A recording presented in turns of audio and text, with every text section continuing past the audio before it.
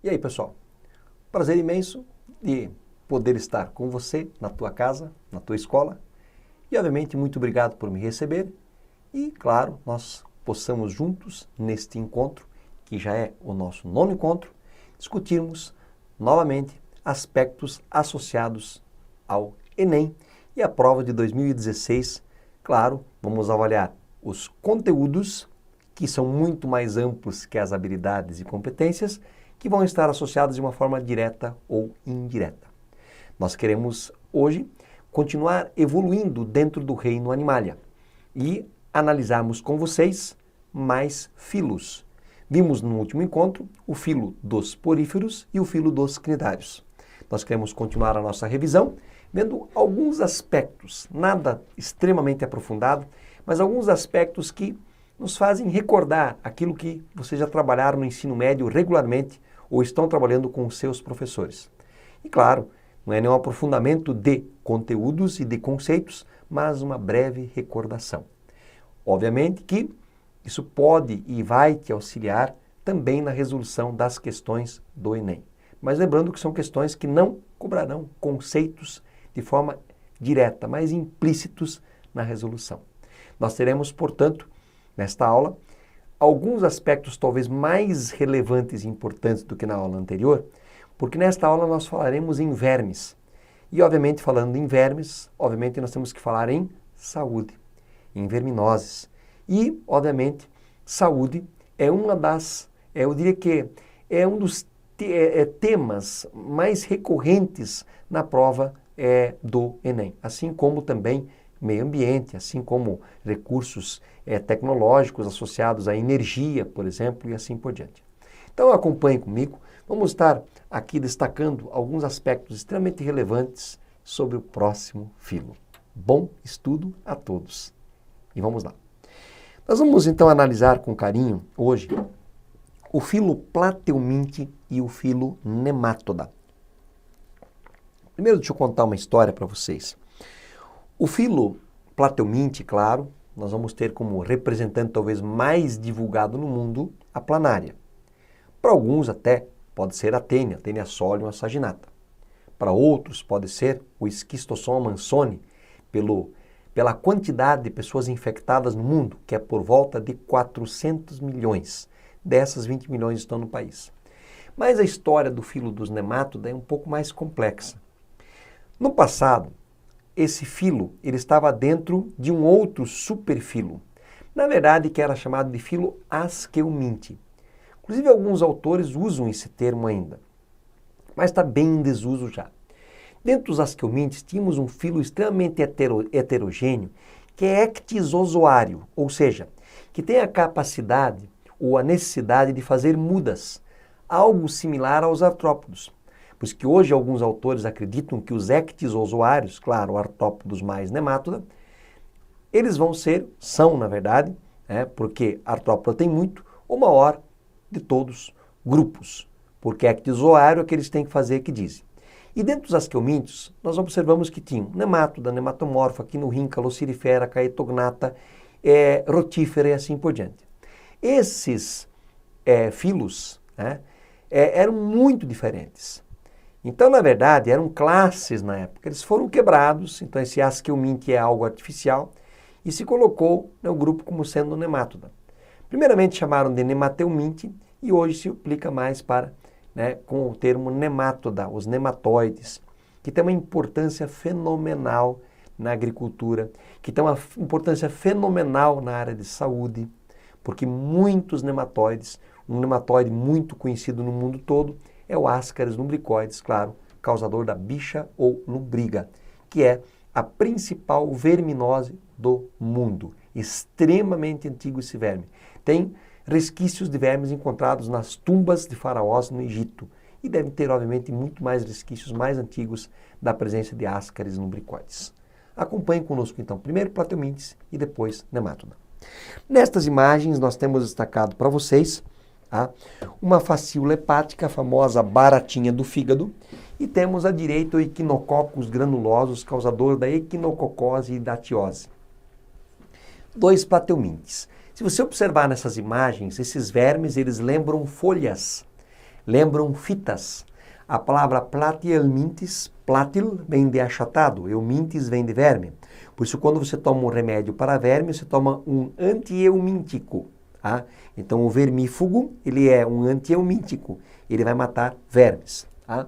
Nós vamos observar que esses vermes, os plateumintes, eles se caracterizam, pensando no lado embriológico, embrionário, primeiro por serem eumetazoários. Nenhuma novidade, porque isso vocês já viram que os cnidários já eram. Tá? Ou seja, apresentavam tecidos verdadeiros. Outra característica também, que eu não dei nem tanta ênfase em cnidário, que não é tão significativa, mas vamos citar aqui que eles são neuromiários. Eu diria que são os primeiros que têm um verdadeiro tecido nervoso e um verdadeiro tecido muscular. Lá em cnidários não era bem um verdadeiro tecido muscular. Tá? Por isso que diríamos que os primeiros mesmo neuromiários seriam os plateumintes. Triblásticos, primeiro grupo a desenvolver o terceiro folheto embrionário, ou seja, tem uma mesoderme. Cnidários tinham uma ecto e uma endo, e agora os plateumintes apresentam uma mesoderme. Essa mesoderme é um tecido de preenchimento. Então você já vê um grau de complexidade também nessa parte embriológica. São triblásticos, no entanto, eles continuam sendo acelomados. O que é celoma? Celoma é uma cavidade formada entre a meso e a meso. Uma cavidade formada, portanto, exclusivamente na meso. E eles não têm essa cavidade. Então, simplesmente os triblásticos, a mesoderme preenche o espaço. Eles são acelomados. Portanto, cuidem, porque algumas vezes pode aparecer alguma afirmação, desculpem, uma afirmação que todo indivíduo que é triblástico é celomado. Isso é mentira. Todo celomado tem que ser triblástico. Por quê? Celoma é uma cavidade formada só por meso. E como a meso é o último tecido que surgiu, quem tem meso também tem ecto e tem endo. Então todo celomado é triblástico, mas nem todo triblástico é celomado. Aqui é um exemplo. É um indivíduo acelomado triblástico. O que é ser protostômio? O blastóporo, que é uma estrutura mais ou menos assim, presente na gástrula, isso aqui é o blastóporo, pode originar primeiramente a boca, mas pode originar primeiramente o ânus. Nos animais em que o blastóporo primeiro origina a boca, eles são chamados de protostômios.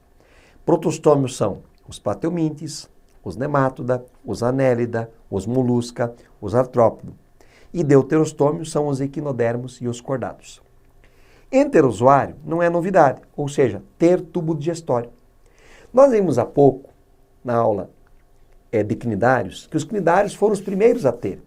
E eles só tinham boca, o tubo digestório é incompleto. Aqui continua igual, o tubo digestório é incompleto, ou seja, só existe boca. Quando você observa nesta figura, a parte verde clara, por dentro ela é recheada por um bando de canais escuros. Esses canais escuros é exatamente a ramificação do tubo digestório. Novamente, neste grupo não haverá sistema circulatório. Para compensar a ausência do sistema circulatório, o tubo digestório é grande e ramificado. E é isso que se observa nesta imagem muito bem feita de uma planária, conhecida também tecnicamente por Dugésia tigrina. Platihelmintes, como eu falei, vermes achatados no sentido dorso-ventral, ou seja, do dorso para o ventre. Por isso em forma de fita ou em forma de folha. Eles podem ter um hábitat tanto aquático, como também podem ter um hábitat vivendo em terras úmidas, como podem ser endoparasitas. Portanto, podem ser de vida livre ou parasitas. O corpo deles ele é assegmentado, não tem segmentação, exceto a classe cestoda, ou seja, as tênias apresentam uma divisão em proglótides ou proglotides que ocorre em boa parte do corpo desses animais. Aqui nós temos uma belíssima planária marinha. Sistema nervoso, nós vimos que surgiu em cnidários, onde ele era um sistema nervoso difuso. Aqui é o primeiro grupo que apresenta um sistema nervoso ganglionar e ventral, ou seja, são hiponeuros. Nós vamos ter inclusive uma cabeça onde já há uma espécie de cefalização, porque há a centralização com gânglios cerebroides. O que é ser ganglionar e ventral? Hiponeuro. No nosso caso, se você analisar o nosso corpo, olhem para mim aqui um pouquinho, se nós analisarmos o nosso corpo, o nosso tubo digestório ele se encontra no ventre e o tubo nervoso ele se encontra no dorso. Ou seja, o tubo nervoso está sobre o digestório. Nós somos epineuros. Nesses indivíduos, eles são hiponeuros. O tubo nervoso fica no ventre e o tubo digestório fica no dorso. Isso acontece de plateumintes até os artrópodos, que são indivíduos hiponeuros, ok? O sistema digestório, ele continua sendo incompleto, ou seja, só boca. Então a digestão ela é intracelular, eventualmente. Na verdade, ela é normalmente extracelular. Mas temos casos ainda de extra e intra. Tá? Tubo digestório incompleto somente com boca. E no cestoda, as tênias, não existe tubo digestório. Por isso que as tênias, os cestodas, eles têm que ser obrigatoriamente parasitas, são endoparasitas. Não tem tubo digestório, não podem se alimentar de uma coisa grande. Tem que se alimentar de um material que já está previamente digerido, como é o caso da glicose. Não existe sistema circulatório e nem respiratório. Tá? Outra coisa, uma comparação simples do sistema nervoso. Aqui você vê um sistema nervoso difuso de cnidários. Aqui um sistema nervoso ganglionar, tá? E ventral, que vai de plateumintes até os artrópodos. Tá? Você já observa que nós temos cabeça, né? A cabeça é o centro, a sede da tomada de decisões, digamos assim, onde existe o cérebro, o encéfalo, onde se concentra o sistema nervoso, esse tecido de controle e comando. Tá? Outra coisa interessante, nos plateumintes surge a musculatura. Nós temos musculatura longitudinal, no sentido do comprimento, musculatura transversal, no sentido da largura, e musculatura circular, que faz uma volta fora a fora no corpo deste animal. Tá? Isso permite um movimento bastante preciso desses animais, comparado, claro, aos demais, que na verdade que nós vimos que o movimento não era tão assim detalhado, porque não tinha uma musculatura verdadeira. Tá? Mas é interessante também, né, você está observando que, obviamente, nós temos plateumintes, né, com uma evolução bastante grande no sentido da locomoção, mas também temos muitas questões muito simples ainda. Por exemplo, nos plateumintes nós não temos sistema circulatório e respiratório. Uma outra grande novidade, plateumintes não apresentam, por exemplo, o sistema circulatório, mas eles já apresentam o sistema excretor. Eles têm um sistema, pseudo-sistema excretor, chamado de protonefridiano, formado por células. Toda vez que o sistema é formado por células, ele é proto. Então você não tem, na verdade, um sistema... Porque sistema, na verdade, é o quê? Um conjunto de órgãos. Aqui não é órgão, são células. As células, chamadas solenócitos, ou células flama, ou células chama, tanto faz, têm a capacidade, graças a um chumaço aqui de cílios ou flagelos, tanto faz, fazer a filtração dos excretas e permitir o envio dos excretas para um canal, e depois desse canal é jogado ou lançado para fora o excreta. De um modo geral, esse excreta é amônia. Então, o primeiro grupo a apresentar sistema excretor protonefridiano, formado por um conjunto de células flama, ou solenócitos, ou células chama, ou simplesmente sistema protonefridiano. Ok? Outra coisa também, nesse grupo, então, nós vamos ter já estruturas sensoriais, os oocelos, que são espécies de pequenos olhos que identificam claro e escuro somente, a musculatura já havia comentado, e o tubo digestório, quando ele existe, ele é grande e ramificado para compensar a ausência de sistema circulatório. Idem aos cnidários.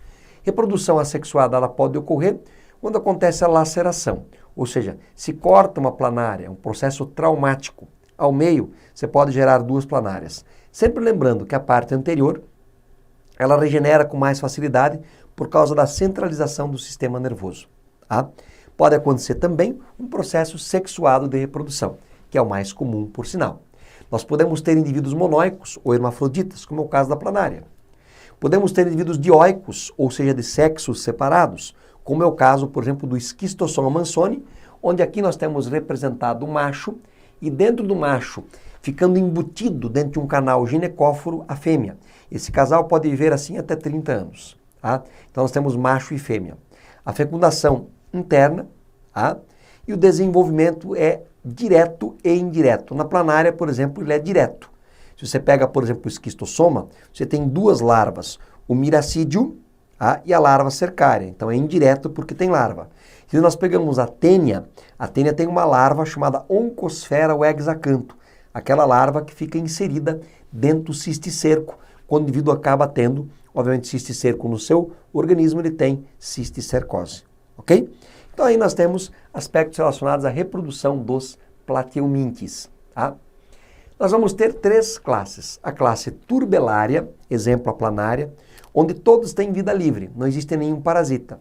Temos a classe dos trematódios, onde nós temos o Schistosoma mansoni, a facíola hepática.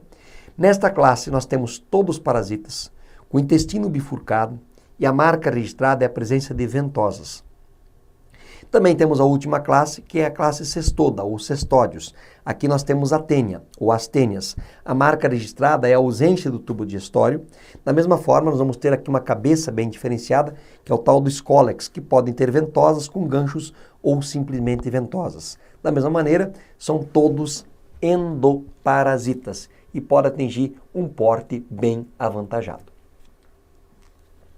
Agora nós queremos dar continuidade e avaliar o segundo grupo, que é o grupo dos nemátoda. Os nemátoda, ou nematóides, são vermes que têm uma amplitude, uma distribuição. Nós conhecemos mais desses vermes. Não que conhecemos mais vermes, mas mais desses que nós temos aí já descritos. Porque provavelmente o número de nematóides é bem superior do que realmente a gente acaba tendo noção.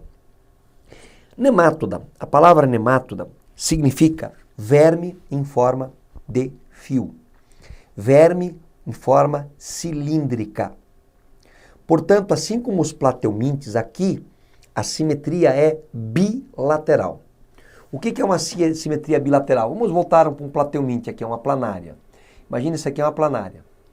Existe um único corte sagital ou mediano possível que divide o animal em partes simétricas ou iguais. É o nosso caso. Só tem um corte. Tá? Então a simetria bilateral é típica de plateumintes, de nemátoda, de anélida, de molusco, de artrópodo e de cordados. Tá? E das larvas de equinodermos. Tá? Então a simetria bilateral é comum à nemátoda e à plateuminte. Tá? São vermes cilíndricos assegmentados, assim como a maioria dos plateumintes, que apresentam uma cutícula elástica e acelular, que torna os animais meio duros. A lombriga, o enteróbium, os oncilóstomas são meio duros. Eles têm uma epiderme externa sincicial. Um sincício é quando nós temos uma estrutura onde as células perdem a membrana de separação e parece que eu tenho um panículo cheio de núcleos. E claro, continuam tendo simetria bilateral. Evolutivamente, no sentido de embriologia, nós temos uma similaridade bastante grande com os plateumintes. Eles são metazoários, ou melhor, colocarmos eumetazoários. Dá para aplicar os dois, mas eumetazoário é mais utilizado. Tem tecido verdadeiro. Enterozoários, eles têm um tubo digestório. Neuromiários, eles têm tecido nervoso e muscular.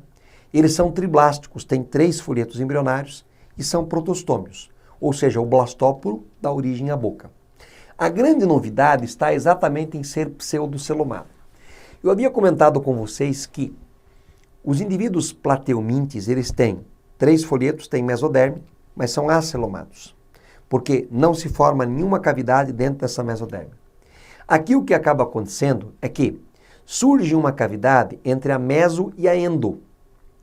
Mas entre meso e endo não é celoma. Celoma é uma cavidade formada exclusivamente pela meso.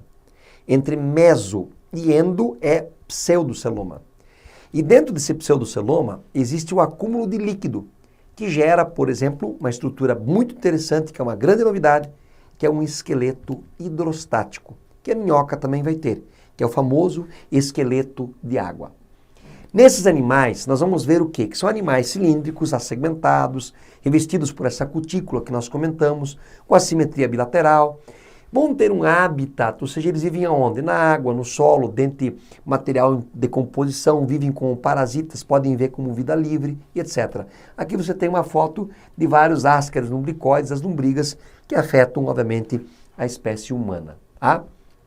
O esqueleto hidrostático ele vai estar associado ao processo tá? De facilitação da locomoção e, claro, a manutenção da forma desse bicho. Aqui nós temos uma lombriga. Esta maior é uma lombriga fêmea e a menor é macho. O macho tem uma espícula peniana aqui na ponta. Você vê que é algo mais ou menos assim. Na verdade, são 2 pênis que esse indivíduo tem. O macho é menor e vive menos. Então nós temos aqui um dimorfismo sexual. O macho é diferente da fêmea. Outra coisa. Fisiologicamente, nós temos algumas novidades. Este é o primeiro grupo a apresentar tubo digestório completo. Aqui surgiu o ânus.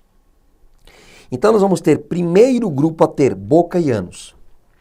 A digestão ela passa a ser exclusivamente extracelular, ou seja, ela acontece no tubo.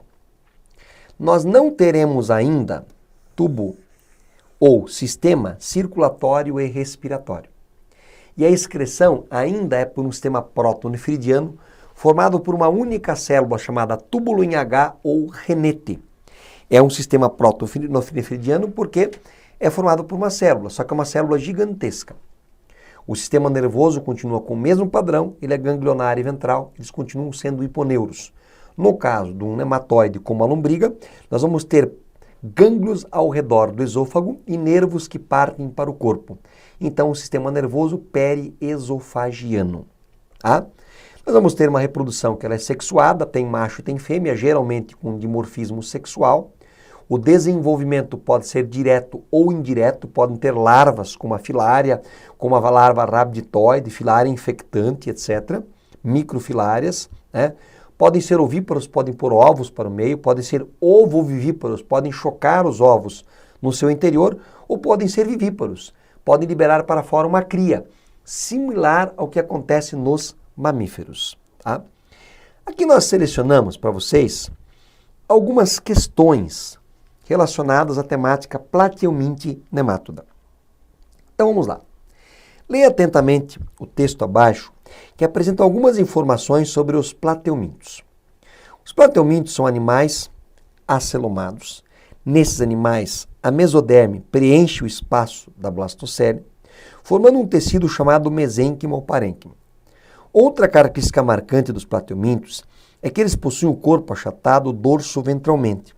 Como não existem sistemas que permitem a circulação de substâncias, as mesmas são vinculadas por difusão célula-célula no mesênquima. Sobre os plateumintes, assinale a alternativa correta. A difusão de substâncias ocorre melhor nos animais acelomados, pois ocorre difusão de célula-célula no mesênquima.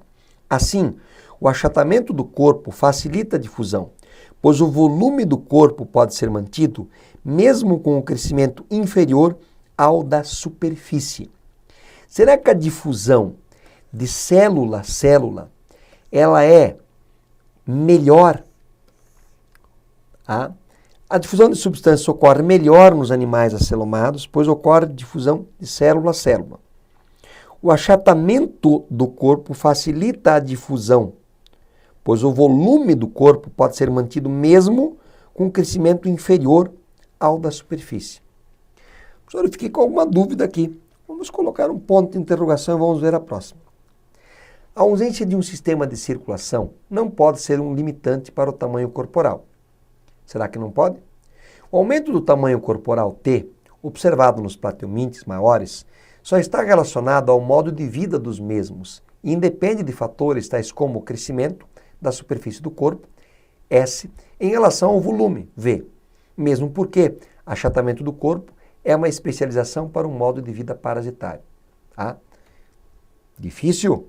Coloca o ponto de interrogação.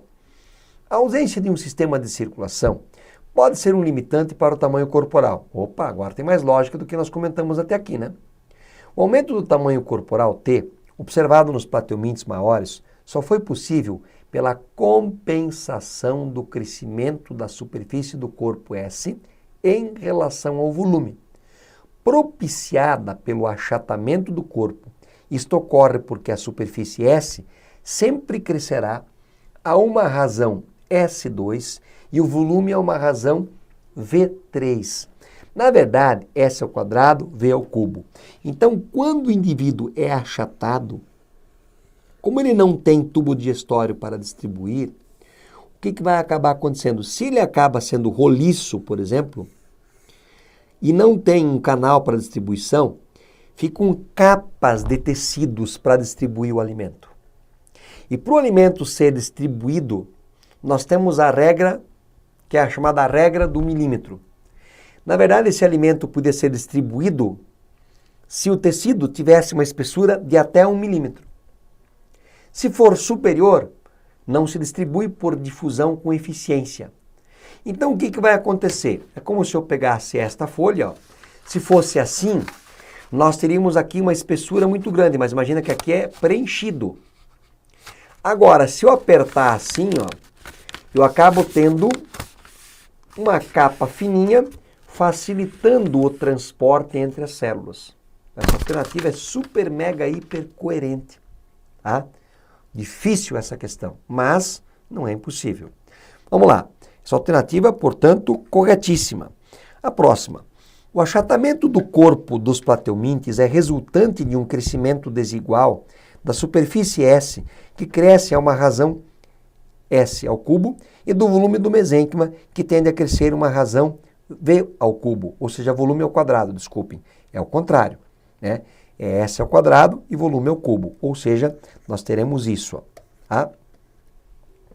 O achatamento resultante facilita a difusão, pois reduz as distâncias entre a parede do corpo e as células do mesênquima no interior. Então, houve uma inversão aqui, falsa essa alternativa. Tá?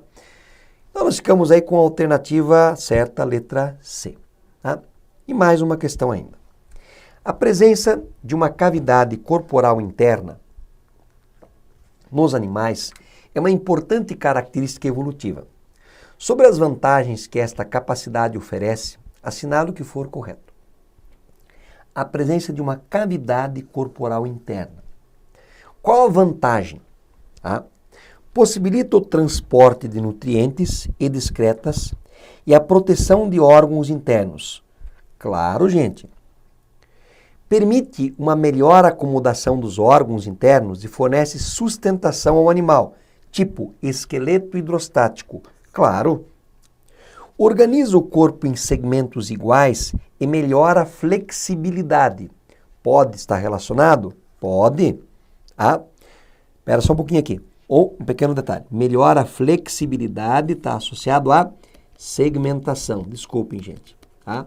A segmentação. Tá? Organiza o corpo em segmentos. Tá? Os segmentos estão ligados à flexibilidade. Agora, as cavidades não. Possibilita o crescimento dos órgãos internos e a cefalização? A cefalização, não. Tá? Sistema nervoso, né, etc. Facilita a distribuição dos nutrientes e o acasalamento. Distribuição de nutrientes, sim. Acasalamento, nada a ver. Portanto, 1 e 2 estão corretos. Gente, aqui nós comparamos nesta aula plateumintes e nemátoda. 2 grupos de extrema expressão pela relação direta que eles têm com outros organismos como nós. Vamos falar, sim, daqui a pouquinho sobre as doenças que eles podem causar.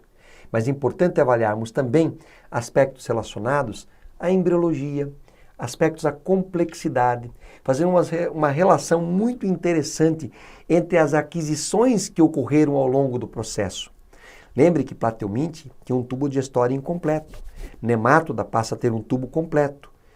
O fato de ter um tubo completo agrega o quê? O fato de ter um pseudoceloma, uma cavidade, agregou o quê? Plateuminte não tinha cavidade, simplesmente tinha uma ecto, uma meso e uma endo na parte interna. E claro, um tubo digestório, essa era a única cavidade. Enquanto que nos nemátodas já surge já o pseudoceloma, que leva inclusive a formar um esqueleto hidrostático. Ok? Bons estudos a todos, um grande abraço e eu continuo sempre acreditando no teu potencial e em você. Muito obrigado e até o nosso próximo encontro. Valeu, pessoal.